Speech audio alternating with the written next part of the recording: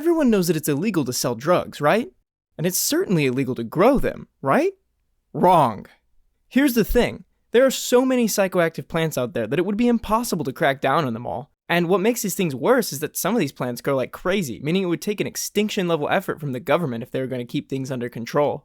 Now, before we take a headfirst dive into the wonderful world of surprisingly psychoactive plants and shatter our skulls against the rocks hidden just under the surface, I want to open with a disclaimer. What I'm about to say is done in an effort to educate and entertain, not to encourage substance use. Plants are notoriously weird, and many plants that will kill you are able to disguise themselves as delicious treats. Some plants that can be used as drugs are also extremely poisonous, like belladonna or amanita, which I'm not going to go into detail on. Please do not attempt to ingest psychoactive quantities of these substances. If you do, you'll be in for an experience that won't end until the plant is done with you, and you might die, which would be kind of a bummer. Alright, now that that's behind us, let's talk about the humble cactus.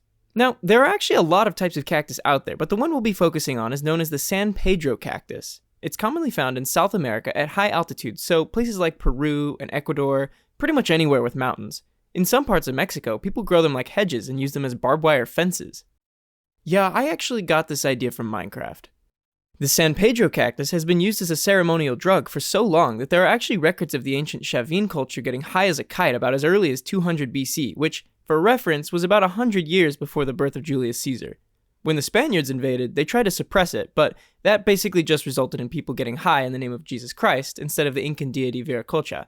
To this day, the San Pedro cactus is legal in most Andean countries, and its use is considered a cultural heritage. So, how exactly is it used?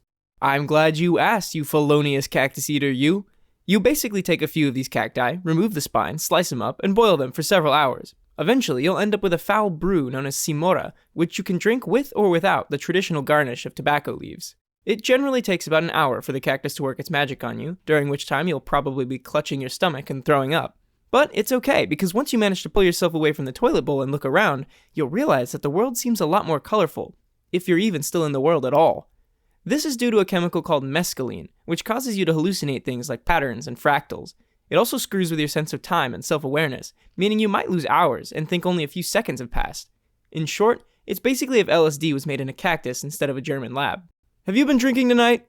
No, sir, I only had like 3 or 4 cactuses. So much for exotic plants. Our next one might be growing in your own backyard. Introducing the common morning glory, the bane of every hobby gardener. You've probably seen their cutesy little blue flowers growing on the sides of fences and walls and things.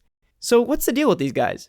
Well, as it turns out, their seeds contain LSA, which is a hallucinogen that's used to make LSD. If you get a couple hundred of the tiny suckers and gnaw them up between your teeth like a little rat, a couple of things will happen. First, you'll probably throw up. The seeds tend to cause pretty bad stomach pain, and they taste terrible both going down and coming back up. But let's assume you're somehow able to stuff 300 of them down your greedy throat without immediately puking up everything in your stomach. What happens then? Well, you'll probably be doubled over in pain for a few hours while the seeds work their way through your intestinal tract, and at some point you'll start hallucinating, which is usually an unpleasant experience when you're in agony. Oh man, I can't wait for the high to kick in. This'll all be worth it. Who the heck are you? I curse you with infinite diarrhea. Ah! The topic of eating seeds brings us to our next plant, which I can guarantee you've heard of before. This sneaky little drug is commonly found on your kitchen spice rack between mustard powder and paprika. That's right, we're talking about nutmeg. You may not know it, but you've actually been putting a hallucinogenic drug in your eggnog for years. Now, before you approach your spice rack with a comically large spoon in ill intent, it's not going to work. Myristicin, the active ingredient in nutmeg, loses potency as it ages, and most store-bought nutmeg tends to be fairly old, especially if it's been sitting on your shelf since God knows when. Seriously, when's the last time you updated your spices? Those things have expiration dates, you know. Anyway, in order to get any effects from nutmeg, you have to find whole seeds and grind them yourself. And here's where the trouble really starts with this drug. As it turns out, nutmeg is hell to ingest. In order to reach a psychedelic experience, you have to consume tablespoon after tablespoon of the stuff. Now, I don't know if you've ever tried to eat a spoonful of spice before, but let me tell you, it is not a pleasant experience. It's the culinary equivalent of flashbanging yourself in a dark room. Keep in mind that nutmeg powder is hydrophobic, which means you can't just swallow it down like popcorn, no. Instead, you're left standing there gagging on the taste as you swallow over and over again, trying to coax the pile of ground seed material down your throat, all while your mouth dries up like a snail in a French kitchen. And what's the reward for all this? Nothing.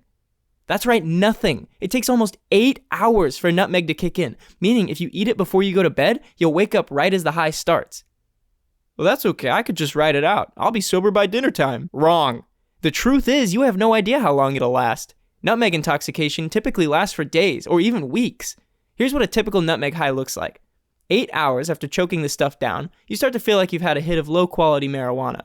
At 12 hours, it's hard to concentrate, and you might have some mild visual effects. Your mouth feels like you've been licking sand, despite the fact that you've consumed gallons of water, which means you desperately need to pee, but every time you sit on the toilet, nothing comes out. Your muscles occasionally spasm. Are you gonna have a seizure? Maybe. At around 24 hours, you start to come down. It's painful to look at lights, and you still can't pee, but at least your mouth isn't dry anymore. At 48 hours, it's still hard to concentrate, even on important things. This confusion will last for as long as the myristicin remains in your system.